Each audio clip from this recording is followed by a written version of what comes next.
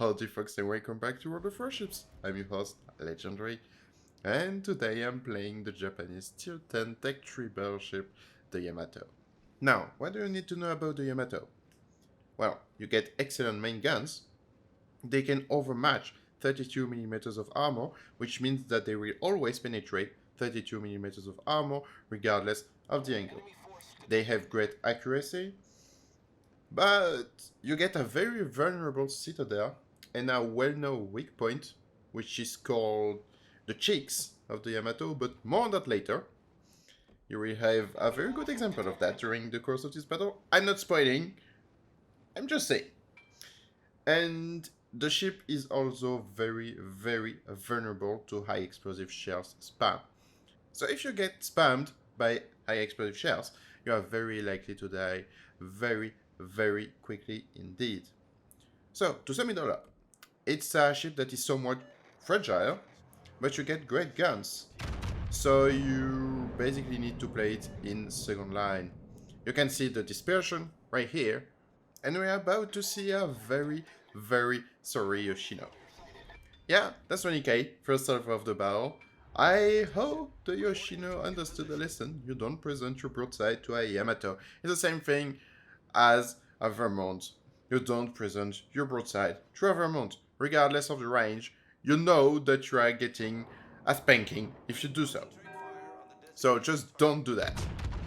That's the basic rule. It's one of the basic rules of World of Warships. You don't do that. He's angling away, so he took minimal damage this time.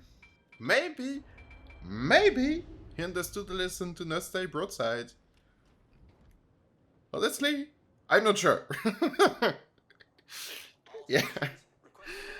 Oh man, look at that. He's going broadside again. He's doing it again. Don't you ever learn? But he did another fatal error of judgment. He didn't subscribe to a channel, so he didn't get the advanced citadel protection. You know what to do. So, back to the battle. I don't know if you've noticed, but there is a timer on the left part of the screen saying 3 minutes and 20 seconds. It's the timer before the cyclone arrives.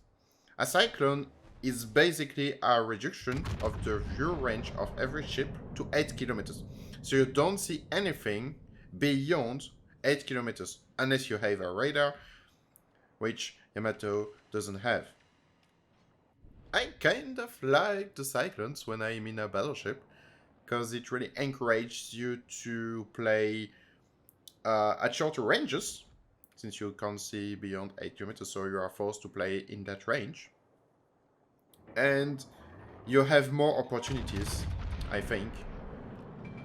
So, more on that a bit later. Now, shooting at the Hindenburg, can we get some damage on him? Yeah, not too much. This Hindenburg is going to be a pain in the ass for the whole battle. Which means that he played pretty well. He did his role of being a pest, sending fires, etc. Oh, look at that! Mr. Brisbane, did you not learn the lesson from the Yoshino? The Yoshino is a large cruiser. He took a lot of damage. You are a light cruiser. Oh boy, that's going to hurt. Yeah. Yeah, that did hurt. 105 HP. And the Marseille got him. Nice. Now only the Hindenburgs left, and they have a Yamagiri, a destroyer, on side. So we can basically push right now. With the cyclone incoming, I don't really fear the Hindenburg. If he's just shooting high explosive, I can heal back the damage. The real threat here is the Yamagiri, with all its torps. Yamagiri is basically a Shimakaze, which is already scary, with more torps, 3 more torps. So that thing is really deadly. Can we get a hit on the Yamagiri? Oh, that would be nice. Oh, here are the torpedoes from the Brisbane. I'm going to take one. And you can see one of the nice things about the Yamato is the torpedo damage reduction. The torpedo damage reduction, if you take the torpedo where the anti-torpedo belt is on your ship, you have a certain percentage of reduction to the damage. For the Yamato is 56%, which means that a torpedo hitting you on the torpedo belt is going to do only 44% of its damage. That's why you saw the Brisbane torpedo doing a mere 8,000 damage. And look, what do we have here? A Duncan. Ooh, I'm not going to like that. I'm not going to like that. Oh, he's dead. Nice. Nice. Because, yeah, the Yamato is not very well armored, and the turrets are pretty slow, so the Duncan would have got the first shot. You can see me trying to anticipate the Hindenburg turning out. Yeah, I missed. And the Cyclone is here. So you can see, still on the left of the screen, that the view range is being reduced. Now it's 47 kilometers, and it's going down. It will go down to 8 kilometers, as I said before. So this Hindenburg spamming high explosive shells at long range is going to have a very, very bad day. Because basically 8 kilometers is not long range. And you may have some form of turtleback or something like that. Yamato can still send you back to port very quickly. So I'm just waiting for the Cyclone to reduce the view range to 8 kilometers. The only problem is that the Yamagiri is around us. Yeah, he's right here. And you can see me turning left in order to use all my guns to shoot the Yamagiri and to avoid any incoming torps that he may have launched towards us. And let's try to kill this guy. Can we? No, that's not going to be enough. Definitely not. Can we kill him with that salvo? Oh, maybe. Maybe. Here are the torpedoes. But we need to kill the guy. If it means taking a torpedo, that's not an issue. Come on, come on. Yeah! Got him. Because Ayamagiri during a cyclone could be a real pain in the ass. You cannot get any help or anything. So, yeah. And now that the view range is reduced to 8 kilometers, I'm heading towards the middle. There is a huge fight happening here. And I think my team needs me here. And right now. I may not be a brawler. I'm not very good at short range. But if I want to win, I need to help my team. That's basically the trade-off. When I didn't help, the team was here to help me. Now they need help. And if I want to win, I need to acknowledge that and to help them as much as I can. And I think they won't say no to 9 460mm shells.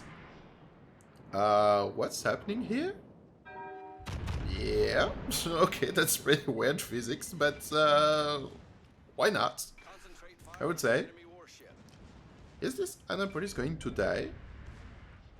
You see, the Yamato is pretty accurate, but the vertical dispersion doesn't really help. So if someone is nose in towards you, you have a very hard time hitting him. You will see that with this salvo on the Annapolis. Come on, come on. Let's shoot. And yeah, you saw only one shell hit.